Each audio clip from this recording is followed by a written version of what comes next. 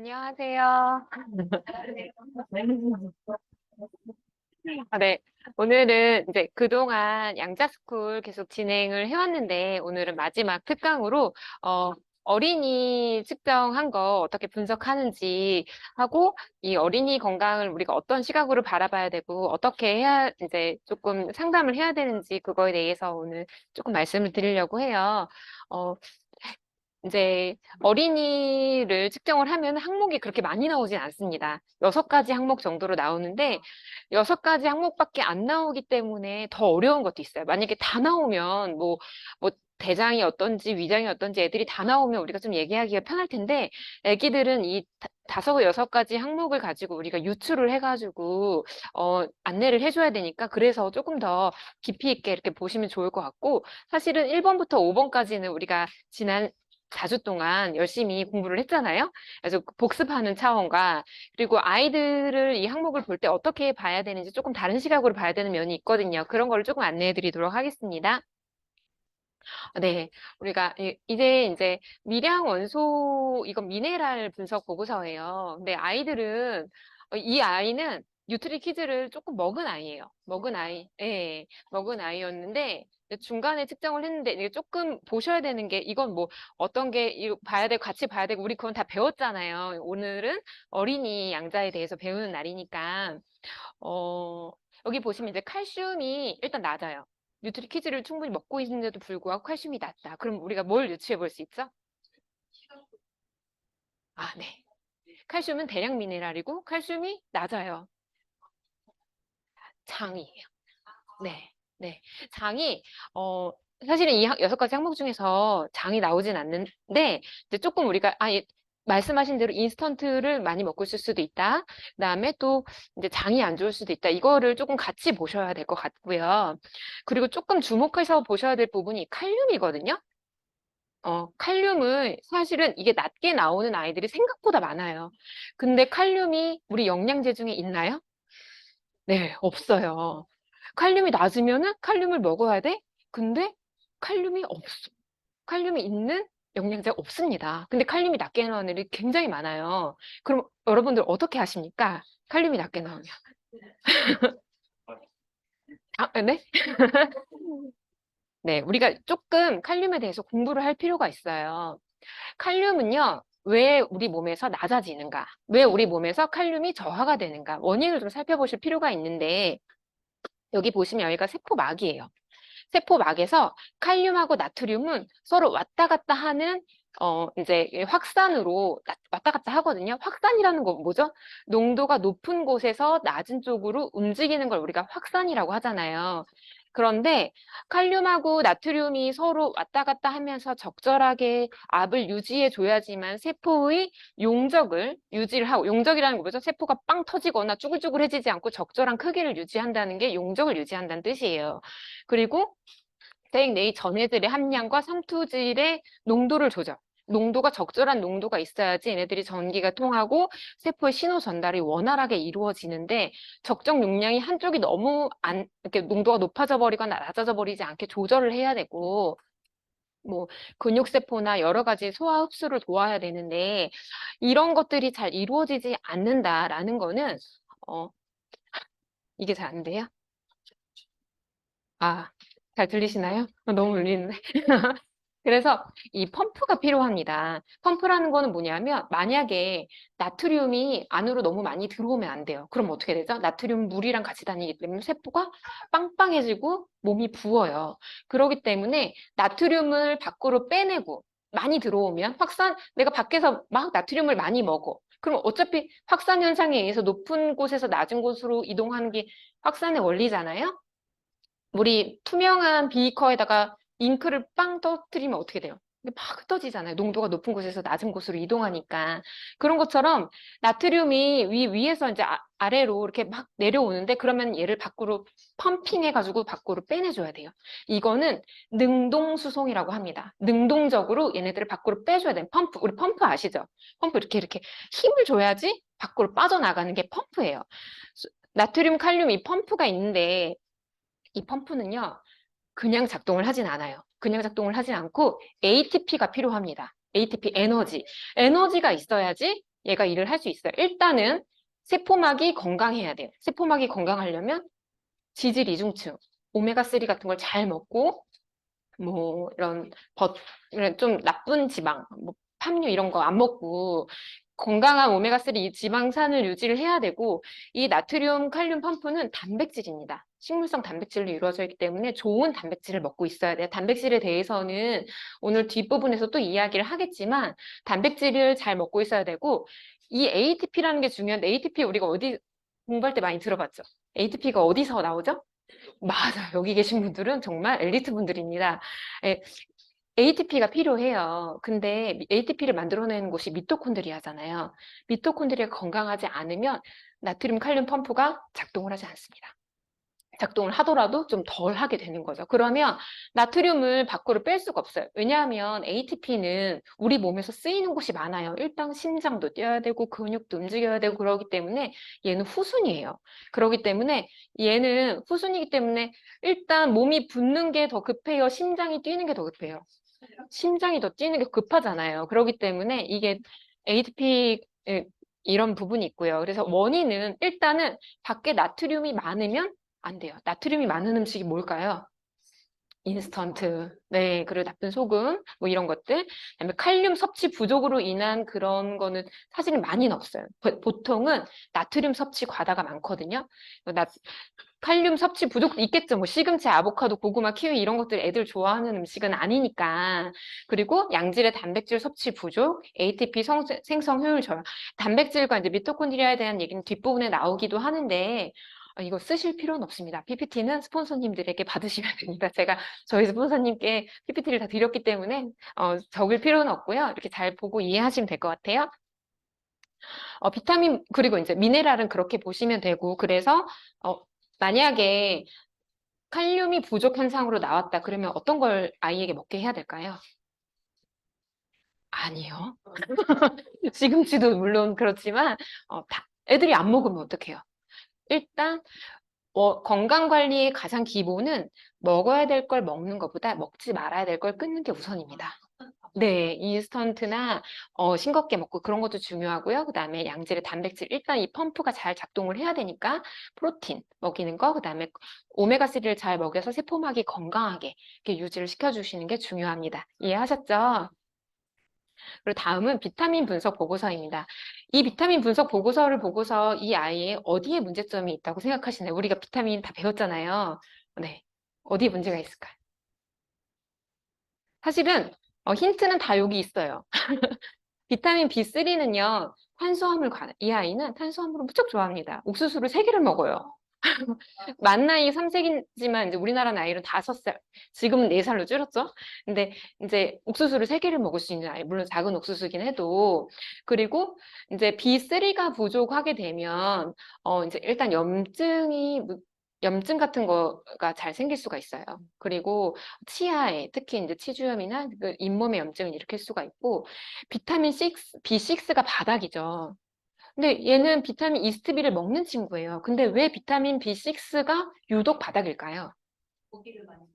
네, 고기도 많이 먹겠죠. 또 뭐가 있을까요? 네, B6는요, 소장에서 만들어집니다. 이 친구는 장이 안 좋기 때문에 소장에서 비타민 B6를 못 만들어내고 있는 거예요. 네. 우리가 그 마이크로바이옴 하다 보면은 그 비타민을 잘 만들어내고 있는가 이런 항목이 있는 거 기억하시죠? 마이크로바이옴에 그런 항목이 있잖아요. 그 이제 비타민 6는 소장에서 만들어지는데 이 친구는 장이 좋지 않고 어렸을 때 너무 항생제를 많이 먹었어요. 감기 걸리면 이 엄마와 제가 만나기 전에는 아프면 병원 가서 항생제 먹고 또 장염으로 끝나고 그러고 수액 맞고 또 아프면 병원에서 항생제 먹고 이걸 이제 계속 반복하던 아이였어요. 그러다 보니까 어렸을 때부터 이제 항생제를 많이 먹었기 때문에 B6를 만들어내는 그 기능이 저하되어 있었던 거죠. 그래서 이스티비를 먹어도 비타민 B6 같은 경우는 빨리 올라오지 않는 그런 경향을 보였기 때문에 이런 친구들한테는 이스티비도 줘야 하지만 네, 유산균을 주는 게 굉장히 중요하고요. 그리고 이제 여기 보시면 비타민 K가 있습니다. 비타민 K도, 그러니까 사실 이 안에 이 아이는 장이 좋지 않습니다라는 게 다 들어있어요. 비타민 A는 점막이죠. 점막도 장하고 관련이 있는 거 아시죠? 유익균이, 식이섬유를 먹고서 만들어내는 그 단수 지방산이 우리 점막을 건강하게 하잖아요. 점막이 좋지 않아요. 그리고 비타민 B6가 바닥에 이스트비를 먹고 있는데도 불구하고 이스트비를 안 먹어 다른 비타민 B군에 비해서 B6가 부족해 있다. 이 친구는 소장이 건강하지 않다. 그래서 마이크로바이옴을 먹여야 된다. 이렇게 생각을 하시면 될 것 같고 비타민 K 같은 경우에는 원래 비타민 K도 장에서 만들어져요. 그래서 예전에는 원래 건강한 어린이들은 비타민 K가 장에서 많이 만들어지기 때문에 예전 뉴트리 키즈에서는 비타민 K가 없었습니다. 더블엑스는 비타민 K가 들어있어도 근데 요번에 새로 나온 그 하나로 되어 있는 그 뉴트리 키즈에는 비타민 K가 들어있습니다. 그래서 왜 어렸을 때 항생제 많이 먹은 친구들이 툭 하면 코피 되게 잘 나는 애들 있죠. 저는 이거 몰랐을 때는 저희 딸 친구가 집에 놀러 왔는데 코피를 계속 툭하면 코피가 나는 거예요. 그래서 그 친구 엄마한테 전화를 했더니 이렇게 지안이가 왜 이렇게 코피가 잘 나요? 그랬더니 원래 잘 나. 그러시는 거예요. 원래 잘 나는 게 어딨어요. 항생제를 많이 먹으면 비타민 K가 잘 안 만들어지기 때문에 뉴트리 키즈를 잘 먹여야 되고 유산균을 같이 먹어야 됩니다. 이 안에 모든 답이 다 있어요. 이 친구는 장이 안 좋다. 그러니까 어린이 분석 보고서에서는 장 항목이 없기 때문에 비타민과 미네랄을 보시고 이 친구의 장 상태를 점검을 하셔야 됩니다. 아까도 칼슘도 대량 미네랄 같은 경우에는 원래 장에서 칼슘 재흡수를 하잖아요. 그러면은 이제 어느 정도 뉴트리를 먹고 있으면 칼슘이 그렇게 바닥이면 안 되는데 그런 대량 미네랄들이 부족하다는 건 장이 좋지 않다. 이걸 유추해 볼 수 있습니다. 네. 장은 이제 여러 가지 문제를 일으켜요. 제가 장을 되게 강조를 하는데 어린이들한테서 그러면 딱 하나만 먹으면 뭘 먹어야 돼요? 이렇게 물어보시는 분들 되게 많아요. 우리는 애가 셋인데 한 가지밖에 못 먹는데 어떻게 먹어야 되냐? 다 같이 먹는 걸로 알려달라. 이렇게 얘기하시는 분들에게는 유산균을 먹여야 돼요. 유산균은 굉장히 중요한데, 장 누수 증후군이라고 들어보셨죠? 네. 장 점막이 이렇게 막 갈라지는 거예요. 이건 이제 건강한 장 점막이거든요. 여기 이렇게 뚠쫀하죠. 이렇게 오돌도돌 이렇게 돌기가 있지만, 근데 이건 손상된 장 점막은 이게 이 돌기가 없고 그냥 이렇게 메꿔졌어요. 흡수도 잘 안 되겠죠. 이거 실제로 이제 염색한 그림인데 이걸 조금 더 확대해서 보면은 이거 하나하나가 다 점막 세포거든요. 점막 세포인데 점막 세포하고 점막 세포 이 사이에는 요 노란 거 보이시죠? 이거를 우리가 요 부분, 얘네들이 이렇게 떨어져 있는 것처럼 보이지만 얘네들 붙여놓은 풀 같은 게 있어요. 풀 같은 게 뭐냐면, 오클루딘이라는 그 물질이 있는데 걔네들이 점막세포를 이렇게 딱 붙여놓는 그런 풀 같은 역할을 하거든요. 근데, 유해균이 포도당 같은 그런 단당류를 먹고 나서 뱉어내는 그런 내독소가 오클루딘을 녹여버려요. 그래서 여기 개실이 생겨가지고 그게 그 독소들이 혈액으로 들어가서 생기는 게 장누수 증후군의 원인이거든요. 그래서 우리가 먹어야 될 것들을 먹는 것, 그러니까 뭐 유산균을 먹고 식이섬유를 잘 먹어서 점막을 이렇게 건강하게 만드는 것도 중요하고 또 한 가지 유해균이 잘 생성이 되도록 유해균한테 먹이를 주는 거를 조금 막아야 돼요. 먹이를 주는 거는 단당류. 흰쌀, 흰밀가루, 흰설탕 이런 것들 애들이 제일 좋아하는 거죠. 네. 그런 것들 대신에 우리 퀸으로 그런 흰설탕 대신에 원당, 그다음에 흰밀가루 대신에 통밀, 그리고 뭐 흰쌀 대신에 요즘에는 도정 특수 조정돼 가지고 백미처럼 부드럽지만 이렇게 쌀눈이 살아있는 그런 쌀들도 많잖아요. 그런 것들도 우리가 조금 안내해 주시고 퀸하고 같이 들어가면 되게 좋을 것 같고요. 아미노산 분석 보고서입니다. 애들이 우리 애는 프로틴을 잘 안 먹어요. 막 이런 엄마들에게 제가 정말 프로틴은 애기들이 약 안 먹으면 어떻게 하세요? 정말 결박을 해서라도 입을 벌려갖고 옆으로 넣어서라도 약을 먹이잖아요. 그런 것처럼 반드시 먹여야 되는 게 이제 프로틴이라고 이야기를 하는 게 이제 제가 설명을 드릴게요.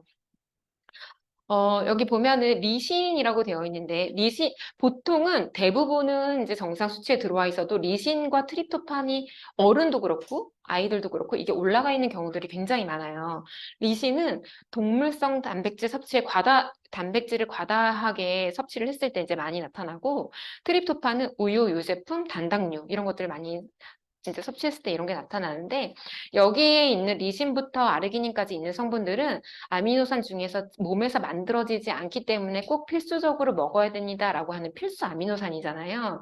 근데 필수 아미노산 중에서 우리가 너무 선택적으로 동물성 지방과 우유, 유제품 그런 것들만 먹잖아요. 그래서 문제가 되는 거거든요.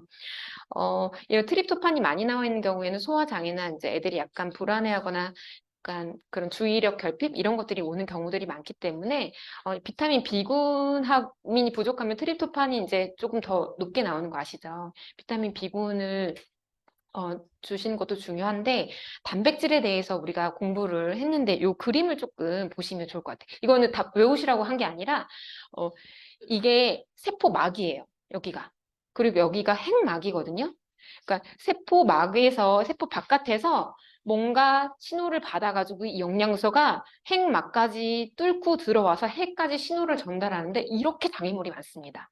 이게 정말 여기서부터 여기까지가요. 정말 되게 조그맣지만 진짜 멀고 험하고 길어요. 근데 사실 제가 공부했던 분야는 이런 단백질의 신호 전달에 대해서 공부를 했었었는데 우리가 알고 있고 밝혀진 것보다 우리가 모르고 있는 게 훨씬 많거든요. 이 신호들은. 그런데요. 단백질은 아미노산은 몇 개로 구성이 돼 있죠?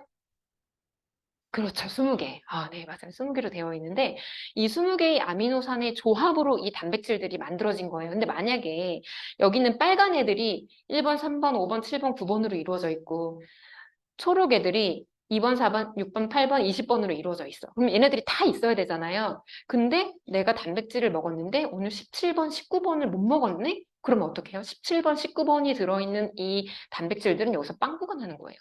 네. 그러면 신호 전달에 오류가 생기겠죠. 이게 질병의 원인이 됩니다. 물론 이 화살표들이 제대로 가려면 칼슘 같은 미네랄도 되게 필요하지만요. 일단 그런 거 생각하시면 돼요. 우리 왜 연탄 나르기 네. 연탄을 이렇게 네. 연탄을 이렇게 만약에 제가 여기서부터 이렇게 연탄을 이렇게 해가지고 옆으로 이렇게 전달을 해요. 그런데 가운데 두 분이 빵꾸가 났어.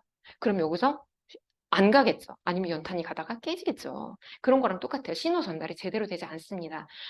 물론, 그러니까 이게 그래도 뭐 우회하는 그런 신호나 이런 것들이 있기는 하지만 일단 일꾼들이 100%다 있어야지 우리가 어디서 어떻게 빵꾸가 날지 모르기 때문에 20개의 아미노산이 다 들어있는 아미노스코어 100인 단백질을 먹는 게 그만큼 중요하다는 거예요. 우리 뭐 메티오닌 단백질이야. 이게 어디에 좋대. 그래서 홈쇼핑에서 나와서 그거 먹고 아르기닌이 좋대. 이래서 먹고 이게 아니라 다 들어있는 걸 먹어야지 여기서 신호 전달에 오류가 생겨서 일어나는 그런 질병을 우리가 막을 수 있다는 거예요. 그래서 단백질은 굉장히 중요하고요. 정교한 신호 전달에 필요한 일꾼이라고 생각하시면 돼요. 우리가 단백질 그러면 근육 막 이렇게만 생각하시잖아요. 근데 근육보다 사실 이런 세포의 신호 전달이 훨씬 더 중요합니다. 이 근육은요, 조금 부족해도 우리가 살아가는데 문제는 없어요. 하지만 이런 단백질들이 정말 100% 20개의 아미노산으로 구성된 단백질들이 충족이 되지 않으면 질병의 원인이 되고요. 네, 네. 신호 전달에 오류가 생기고 예측되지 않은 세포의 분열이 생겨서 이게 바로 질병으로 이루어지기 때문에 아미노산은 이제 20개 다 들어있는 게 되게 중요하고 제한 아미노산이라고 하잖아요. 이게 이 아미노산이 다 들어있는 걸 먹어야 되는데 이게 만약에 하나가 메티오닌이 이렇게 부족해. 그러면요, 물 새는 거예요. 그러니까 이거에 맞춰가지고 다른 아미노산은 아무리 다른 걸 하나를 많이 먹어도 버려지는 거예요. 왜냐하면 얘네들의 조합으로 단백질들이 만들어지기 때문에 다양한 단백질들이. 그러면 우리 몸에 단백질들이 그렇게 많아? 많습니다. 그럼 우리가 다 그 단백질들 기능을 다 알고 있나? 다 몰라요. 네, 다 몰라요.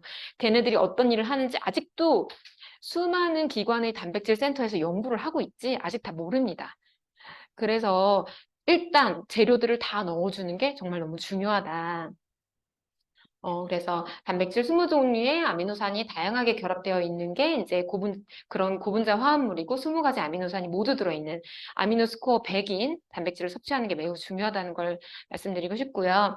그리고 이제 코엔자임인데 코엔자임은 우리가 또 앞에서 공부를 했잖아요. 근데 이제 여기서 코엔자임 Q10이 아까 그 약이거든요. 물론 이제 니코틴 아미드는 아까 비타민 B3가 같은 어린이니까 B3가 이제 부족한 거 아까 다 확인을 하셨는데 제가 조금 얘기하고 싶은 건 이제 코엔자임 Q10이에요. 코엔자임 Q10은 우리가 원래 갖고 있는 그런 효소고 미토콘드리아에서 에너지 생성에 필요한 효소로 알려져 있는데 아이들은 갖고 나서 태어난 지 얼마 안 됐는데도 불구하고 코엔자임 Q10이 부족한 아이들이 있어요. 이 친구는 부족했죠? 부족하게 나왔죠. 예. 그래서 그러면 왜 그럴까? 왜 그럴까? 네, 짜무시. 보시면 코엔자임 Q10은 자연적으로 체내에서 생성이 돼서 미토콘드리아에서 발견되는 항산화제. 그래서 얘는 세포가 이렇게 있으면 여기 핵이 있고 얘는 세포 질에 이렇게 미토콘드리아가 있거든요. 근데 미토콘드리아가 하는 일이 되게 중요해요. 미토콘드리아는 음식물을 우리가 먹잖아요. 그러면은 그 음식물을 가지고 ATP를 생성을 해요. 에너지. 아까 말한 그런 나트륨, 칼륨 그 펌프에도 작용을 하고 우리 심장도 뛰게 하고 제가 이렇게 말하는데 에너지를 내게 하기도 하고 여러 가지 쓰이는데 어, 그런 거예요. 포도당 하나를 먹잖아요. 포도당 한 분자를 먹으면 그게 미토콘드리아로 딱 들어가서 산소하고 만나면 38개의 ATP를 냅니다.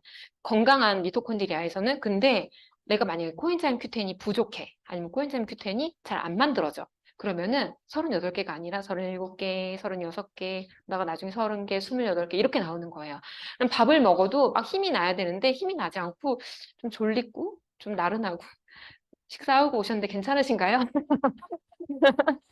네, 우리 모두 코엔자임 Q10을 먹어야 돼. 근데 이게 ATP의 생성 효율이 좀 떨어지면 이것들이 이제 ATP에 쓰는 우선순위가 아까 어디라고 했죠? 제일 우선순위는 심장입니다. 심장이 뛰어야지 일단 그런 우리가 삶을 유지할 수 있으니까. 그래서 어, 이런 코엔자임 Q10을 먹어줘야 돼요. 그래서 이만큼 중요하고 아까 말씀드린 것처럼 이런 나트륨, 칼륨 펌프에서도 이런 ATP가 영향을 미치기 때문에 얘는 후순이기 때문에 우리가 나트륨을 애들이 먹는 거를 줄이기도 해야 되고 칼륨도 잘 먹어야 되고 프로틴도 잘 먹어야 되고 세포막도 건강해야 되고 어린이 건강에 있어서 뭐가 제일 중요해요? 그건 없어요. 다 중요해요. 세포가 필요한데 거기 세포막도 중요하고 뭐 세포막은 중요한데 세포질은 중요하지 않아. 핵은 중요한데 미토콘드리아는 중요하지 않아. 그런 게 있나요? 그렇지 않아요. 어, 아이들 이제 키 성장할 때도 우리가 뭘 먹어야 돼요? 칼슘 먹으면 되나요? 뭐 프로틴 먹으면 되나요? 이렇게 물어보시는 분들이 있는데 그거는 이제 큰 그림으로 봤을 때 사실은 그런 의미 없는 질문이에요. 애들은 골고루 다 먹어야 됩니다. 그래야지 그게 시너지 효과를 발휘를 해서 애들이 그 성장하는 그 어린 세포들이 증식과 분열을 하기 때문에 다 같이 먹어야 되는 게 맞아요. 지방산을 왜 안,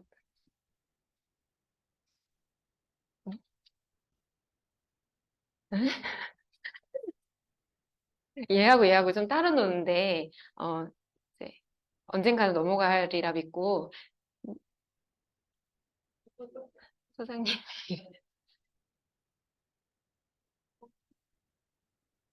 이게 좀 이상한데 됐어요. 지방산 분석 보고서 이제 넘어올 거니까 네, 지방산이라고 딱 생각을 하시고 지방은 네. 지방은 어, 말 그대로 기름이에요. 그러면은 우리 몸에서 지방산으로 쌓여 있는 기관이 그러니까 부분이 세 개가 있거든요. 어디일까요? 아니요. 세포에서 간 지방 네, 세포막. 네. 세포막. 또 뭐가 있어요? 세포막, 핵막, 또 하나 있어요. 미토콘드리아막. 네. 세포막, 핵막, 미토콘드리아막은 지질 이중층으로 구성이 돼 있어요. 그만큼 중요하다는 거고, 지질 이중층이 있다는 건 어떤 의미일까요? 어떤 의미일까요? 중요한 의미고. 이거는 이제 다 공부하셨던 거니까 넘어갈게요. 여기 보면, 여기가 세포막이에요. 세포막이고 그냥 그림만 보세요. 여기가 세포막이고 여기가 핵막, 미토콘드리아 막. 그러면 이 막은 얘네들은 왜 기름으로 했을까? 다른 애들은 그냥 막 이렇게 다 있어도 지질 이중층이 아닌데 얘네만 왜 세 가지는 지질 이중층일까? 생각해 보신 적 있으신가요? 다 이유가 있어요. 다 이유가 있습니다. 세포막을요, 좀 자세하게 보면요, 얘네들은 통로가 많아요. 그러니까 기름이 얘네들이 가만히 있는 게 아니에요. 유영한다. 우리가 수영은 뭐죠? 물 속에서 움직이는 게 수영이잖아요. 유영은 기름 속에서 움직이는 게 유영이라고 해요. 여기 안에 들어있는 그런 아까 봤던 나트륨, 칼륨 그 펌프라든지, 그다음에 칼슘이랑 인이 이동하는 그 통로라든지, 그다음에 인슐린이나 성장 호르몬의 수용체라든지 이런 아이들이 여기서 다 같이 막 다 떠다니면서 유영을 하고 있다가 들어올 건 들어오고 나갈 건 나가고 왔다 갔다 해야 되기 때문에 이런 세포막, 핵막, 미토콘드리아막은 대사가 일어나는 그 통로이기 때문에 그래요. 그래서 세 가지는 굉장히 중요한데 세포막은 세포 내부와 외부의 경계고 세포 내의 물질들을 보호해요. 얘네들이. 근데 만약에 음, 내가 되게 막 우리 애가 막 편의점을 막 많이 다녀. 저희 딸 얘기예요. 3학년이 되더니 막 편의점을 막 매일같이 가는 거예요. 가가지고 막 이상한 거 다 먹고 뉴트리를 그렇게 먹여놨는데 그래가지고 진짜 막 어떻게 해야 되지? 그런데 다행히도 다행인가? 근데 세포막은요, 경쟁적으로 작용을 해요. 그러니까 내가 오메가3를 충분히 먹어주면 얘네들이 일단 오메가3가 우선적으로 여기 이제 세포막, 핵막, 미토콘드리아막을 표진을 하는데 만약에 내가 오메가3를 하나도 안 먹었어. 근데 막 편의점을 매일 가. 그러면은 거기 일단 외부의 경계가 있어야 되고 세포 내의 물질들을 보호해야 되기 때문에 거기에 그 딱딱한 기름들이 여기에 끼게 됩니다. 그러면 딱딱한 애들은 어때요? 얘네들이 유형을 할 때 방해가 돼요. 그렇기 때문에 아까 그런 나트륨, 칼륨의 그런 펌프라든지 뭐 수용체라든지 그런 애들이 유형을 하다가 띡 만나야 되는데 못 만나요. 그렇기 때문에 아이들 키 성장할 때도 오메가3가 들어가야 되는 게 이제 그런 이유에서 있고요. 그리고 세포 간의 물질 이동을 조절을 하죠. 투가 아까 그 삼투, 그다음에 나트륨, 칼륨 이런 것들이 왔다 갔다 해야 되는데 여기에 떡하니 막 팜유가 여기 막 딱 있어. 그러면은 못 지나가요. 그리고 이제 유용하도록 유동성을 이제 주는 거고 질 좋은 불포화 지방산을 섭취하는 게 아이들 키 성장과 아이들 대사와 여러 가지 아이들 성장에 있어서 굉장히 중요하다는 거예요. 다른 지방과 경쟁 작용을 하기 때문에 우리 아이가 편의점을 가는 횟수만큼 오메가3를 먹여줘야 됩니다. 네, ADHD 분석 보고서 이게 제일 좀 중요한데 이거는 성인 항목에는 없고 어린이 양자 그 항목에만 있는 부분이에요. 되게 용어 자체가 되게 좀 이렇게 딱 보자마자 되게 불편하지 않아요? 너무 말이 어려워. 근데 말이 어렵지만 내용 자체는 어렵지 않습니다. 산소 히드록시 페닐 에탄올. 참 말도 참 그런데 얘네들은 일단 화학 물질이에요. 화장품, 샴푸, 바디용품들에 사용되는 물질인데 이게 문제가 뭐냐면 이거에 자주 노출이 되는 거는 일단 엄마가 이게 흡입을 통해 가지고 노출이 돼요. 우리가 예전에는 머리 감을 때 어떻게 감으셨어요? 머리 이렇게 숙여가지고 감았잖아요. 근데 요즘엔 어떻게 감아요? 샤워기로 하잖아요. 그러면 샴푸에 들어있는 산소, 히드록시, 페닐, 에탄올 이런 것들이 미스트를 통해서 폐로 흡수가 되거나 우리 몸으로 흡수가 됩니다. 그렇기 때문에 임신했을 때 합성 계면활성제에 노출되는 것들 되게 조심하셔야 되고 소비자분들한테도 얘기를 해주셔야 되는 게 이제 이런 문제에 있어서 그렇고요. 그리고 이게 2차 성징기 전에 아동, 우리 애를 내가 임신했을 때도 이런 걸 합성 계면활성제를 썼는데 애가 태어났는데 합성 계면활성제를 계속 애를 닦이고 바르고 애를 흡입하게 해. 이런 것들도 사실은 문제가 생길 수 있다는 거죠. 주의력 결핍이나 이런 데 문제를 줄 수 있다. 뭐 이런 거를 계속 했는데도 나는 우리 애는 괜찮은데 이렇게 말을 할 수도 있지만 사실은 우리 아이를 잘 키우려면 이런 것부터 최대한 차단을 하는 게 맞긴 하잖아요. 그리고 그래서 이제 산소 히드록시 페닐에탄올은 이제 이게 만약에 높게 나왔으면 이거 좀 바꿔주시고 이거 이미 높게 나온 거 그럼 어떻게 해요? 그런데 이런 것들은 물 같은 거 잘 먹이고 그다음에 식이섬유 같은 걸 잘 먹이면 시간이 좀 걸려요. 시간이 걸리지만 조금 배출되는 데 도움이 되고요. G2의 신경 절달 물질. G2, G2가 무엇일까요? 너무 어렵죠. 이거 사실은 전문 용어인데 얘는 가바라는 신경 절단 물질 중에 하나예요. 신경 전달 물질 우리가 되게 많이 들어봤죠. 뭐가 있을까요? 되게 많아요.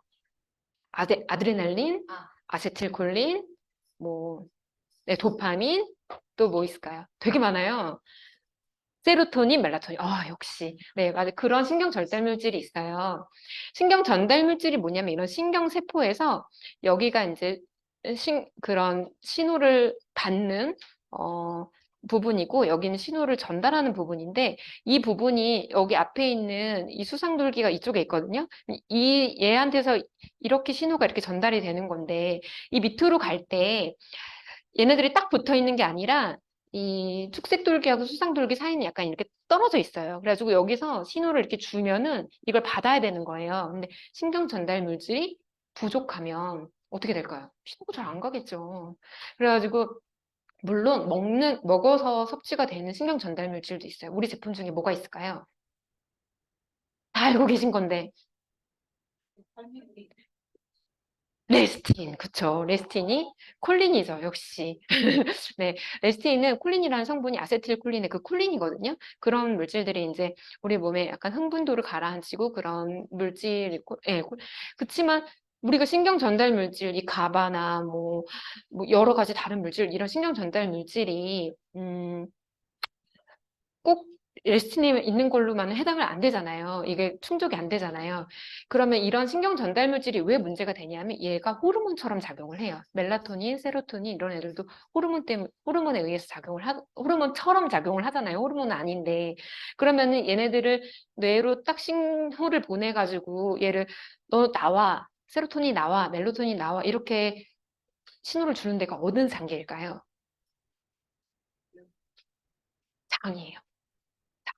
어, 왜 우리가 그래서 ADHD나 그런 뇌에 조금 문제가 있는 어린이들한테 유산균을 잘 먹여야 되는데 이런 얘기 되게 많이 들어보셨죠? 그게 이런 신경 전달 물질의 그런 이게 분비가 잘 안 되는 것들이 장이 건강하지 않으면 이게 잘 안 되거든요. 그리고 잠 못 자고 이런 것도 유산균 잘 드시는 분들이 이제 좀 괜찮아지는 경우도 이제 그래서 그런 거고, 그래서 물론 임신 전후 산모의 흡연, 영양 결핍 이런 것도 문제가 됩니다.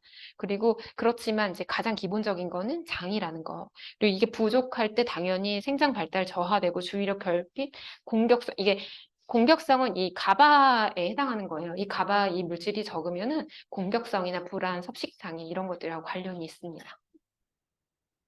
바닐로이드. 바닐로이드는 어, 인스턴트 음식 먹는 거에 문제가 있는 거예요. 그런 탄산음료, 인스턴트, 뭐 편의점 음식 있잖아요. 이렇게 전자레인지에 데워서 먹는 거 이런 것들이 아이 때 주의력 결핍이나 사실은 주의력 결핍이나 ADHD 이런 거는 거의 먹는 거에 의해서 영향을 받는다. 먹는 것과 이렇게 흡입되는 거에 의해서 영향을 받는다고 생각하시면 되고요. 그리고 크레아틴 키나제가 이제 조금 높게 나왔다. 이거는 뇌 조직에 문제가 생긴 거예요. 근데 이게 높게 나왔다고 뇌에 문제가 있어. 가서 사진 찍어. 이렇게 하시면 안 되고. 그렇게 하시는 것보다는, 주의력 결핍이나 과잉행동 장애가 의심이 되니까 다른 것들하고 봤을 때 우리가 영양소를 조금 채워보자. 이렇게 말씀을 하시고, 일단 물을 좀 바꾸면 많이 좋아지긴 합니다. 이 친구도 지금 여기서는 정상으로 나왔거든요. 근데 처음에는 크레아틴 키나제도 좀 높았고, G 신경 전달 물질도 좀 낮았어요. 근데 유산균과 식이섬유와 비타민 A 뭐 이런 것들을 잘 섭취하고 나서 한 6개월 정도 지나니까 정상으로 돌아왔거든요. 아이들은 원래 회복되는 속도가 더 빨라요. 그렇기 때문에 또 이렇게 하면은 돌아오니까 너무 이렇게 막 겁을 주시거나 그런 거는 조금 지양하시면 좋을 것 같아요. 제가 말이 좀 빠른가요? 괜찮은가요? 어, 아까도 말씀드렸다시피 식생활이 인생을 좌우한다고 해도 과언이 아닙니다. 아이들이 이거 다, 우리 애들 다 좋아하는 거잖아요. 햄버거, 막, 이 치킨 이런 거 다 좋아하는데, 이런 것들을 많이 먹였을 때 아이들한테 문제를 일으킵니다. 어, 우리가 지금 ADHD는 두뇌에 관련된 거잖아요. 두뇌, 아이들의 기억력, 주의력 결핍 이런 거에 영향을 미치는 건 특히 단 거예요. 일본에 치매 노인들이 되게 많잖아요. 치매 노인들을 이렇게 조사를 했더니 단 것들을 그렇게 좋아한대요. 알츠하이머 환자도 이제 저혈당인 경우들이 많고 그래서 저희 할머니가 옛날 한옥에 사셨는데 한쪽 방이 이제 안방이고 저희 건너방에 가면은 할머니가 슈퍼를 이렇게 조그맣게 하셔가지고 거기 가면은 이렇게 눈깔 사탕이라 가지고 이렇게 농구공 모양처럼 생긴 사탕 주황색, 초록색 이런 거 아시죠? 아시는 분들 계시네요? 그거를 이렇게 숨겨 놓으셨는데 그걸 제가 하나씩 몰래 가서 까먹고 했어요. 외갓집에 놀러 가면 그때 할머니가 너 그런 거 많이 먹으면 단 거 많이 먹으면 머리 나빠진다고 그 얘기를 정말 계속 하셨거든요. 근데 그게 정말 틀린 얘기가 아니었어요. 우리 할머니 진짜 되게 지혜로워. 즉, 단 거 많이 먹으면 어, 우리 진코엠 있잖아요. 진코엠에 보면은 거기 베타 아밀로이드를 우리가 생성을 억제해서 기억력을 좋게 만들어줍니다. 이런 얘기 하잖아요. 그 베타 아밀로이드를 분해하는 게 뭘까요? 아밀라아제죠. 아밀라아제는 탄수화물을 분해하는 효소가 아밀라아제잖아요. 탄수화물을 많이 먹으면 아밀라아제들이 그거에 분해하는 데 써가지고 기억력을 이렇게 방해하는 그런 아밀로이드를 제거하는데 거기까지 못 미치는 거예요. 그렇기 때문에 일단 먹은 걸 소화를 하는 게 우선이니까 그래서 단 거 많이 애들한테 주시면 안 됩니다. 만약에 우리 아이가 초코 쿠키를 너무 좋아해. 식이섬유에 비츠를 잔뜩 넣고 프로테인을 넣어가지고 쿠키를 만들어 주시는 게 현명하시죠. 그리고 폭력성도 관련이 있어요. 그런 그 사회적으로 문제가 되는 그런 범죄자들 거기 방에 갔더니 그 책에서 보면 방에 갔더니 뭐 아이스크림 봉지가 되게 많이 발견이 됐다 뭐 이런 거 이제 책에서 많이 보셨잖아요. 범죄자의 전두엽은 당 대사율이 낮아요. 그러니까 그런 걸 너무 많이 접하면 그런 충동성, 그다음 폭력성 이런 것들이 증가할 수 있기 때문에 우리 아이가 사춘기를 잘 겪으려면 이런 당 대사에 우리가 조금 더 신경을 쓰시는 게 좋을 것 같아요. 정말 이렇게 되면 안 되니까. 아주 이 사이클 아시죠? 저혈당이 돼가지고 당을 막 섭취를 해요. 너무 배고파 손 떨려가지고 막 초콜릿을 막 먹어. 그러면 ABC 초콜릿을 A부터 깠는데 결국엔 Z까지 다 먹어야 끝나죠. 네, 그렇게 되면 갑자기 고혈당으로 가서 뇌에 신호를 보내면 인슐린이 팍 과다 분비가 되죠. 그래서 과다 분비가 된 인슐린이 혈당이 다 단당류니까 금방 분해가 되니까 또 너무 배고파. 그래서 ABC 초콜릿을 A부터 Z까지 한 번에 먹게 되는 그런 결과를 일으키는 게 이제 이런 사이클인데, 요 사이클에서 끊어내려면 당 섭취에서 끊으셔야 된다는 거. 당 섭취를 끊으셔야 된다는 거. 쉽지 않지만. 네.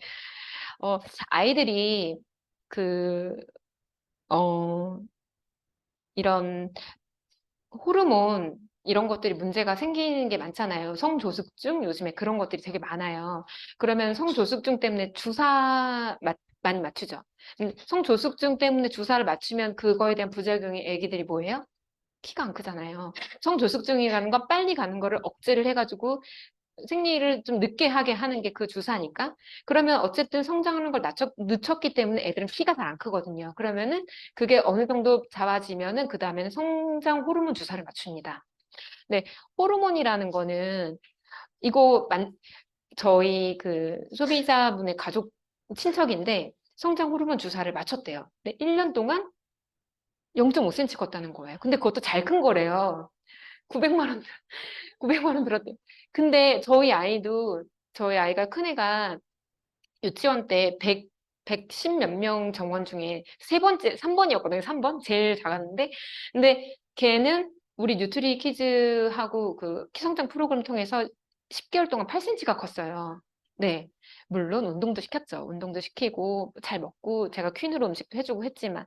근데 왜 그럴까요? 성장 호르몬 주사를 맞아도 애기가 왜 키가 안 클까요?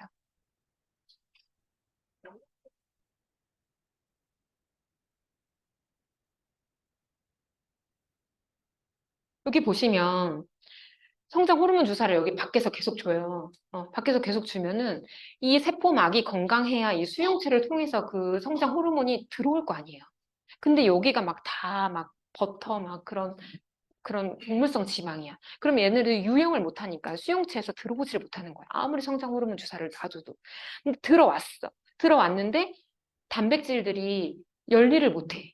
17번, 20번, 뭐 3번 이런 애들이 없어요. 그러면은 신호 전달에 오류가 생기니까 핵까지 가가지고 DNA를 건드려서 얘네들이 성장이 촉진해야 되는데 거기까지 못 가는 거예요.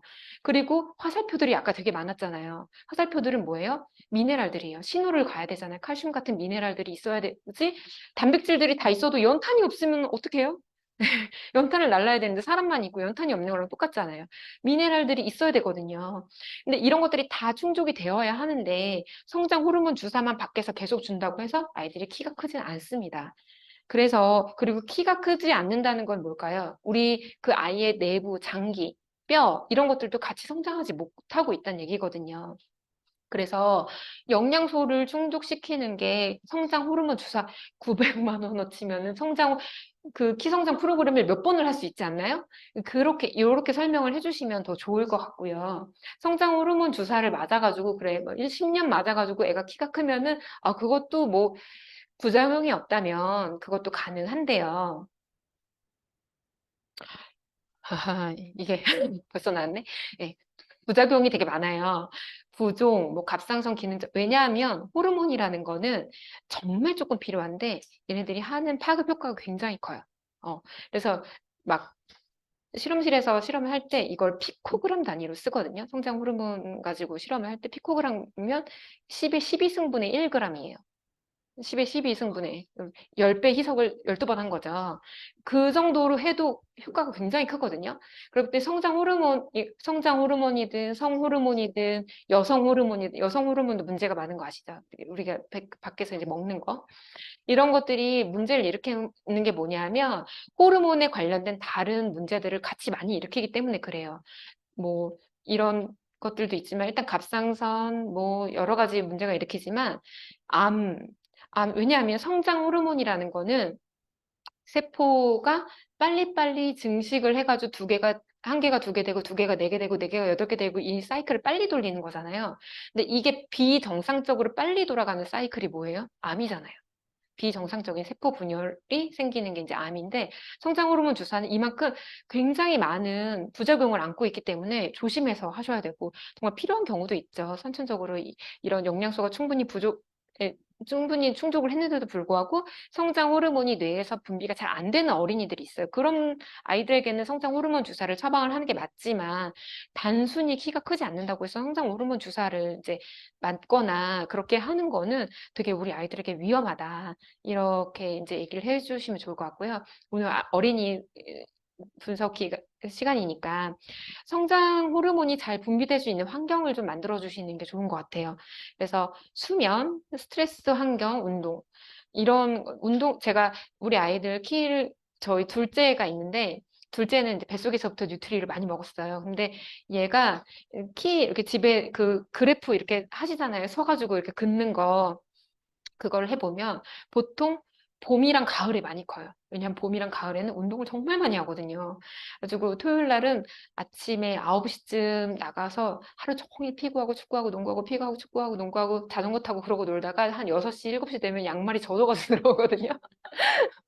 정말 그렇게 먹고 그렇게 운동을 하고 그럴 때는 키가 정말 많이 크고 운동량이 좀 적은 이런 한여름이나 겨울에는 조금 덜 크고 그게 속도가 있어요. 애들이 항상 일직선상으로 크는 건 아니더라고요. 그래서 아이들에게 운동을 하면 또 잠도 잘 자잖아요. 그리고 스트레스가 있어도 이제 운동으로 풀고 이러니까. 그리고 분비된 성장 호르몬이 일을 할 수 있는 환경을 만들어주는 게 정말 중요하죠. 이건 엄마의 역할이에요. 그래서 영양 섭취, 단백질, 탄수화물, 비타민, 미네랄 이런 유산균들을 같이 얘네들 뭐 이거 중에 하나만 먹어 그럼 제가 아까 유산균이라고 말을 했지만 다 같이 먹어야지 얘네들이 같이 일을 하는 거지. 얘네들은 다 다른 아이들이에요. 다른 아이들인데 누구 하나가 빠져서 되는 건 아니거든요. 세포는 하나의 생명체예요. 우리가 뭐 왼팔을 하나의 생명체라고 하진 않잖아요. 그렇지만 세포 하나는 생명체거든요. 흡수하고 대사하고 혼자 증식하고 분열하고 막 이렇게 하니까. 그래서 세포 하나하나가 잘 성장할 수 있는 환경을 만들어 주시는 게 되게 중요하다는 생각이 듭니다. 오늘 제가 준비한 건 여기까지인데, 동청해 주셔서 감사합니다.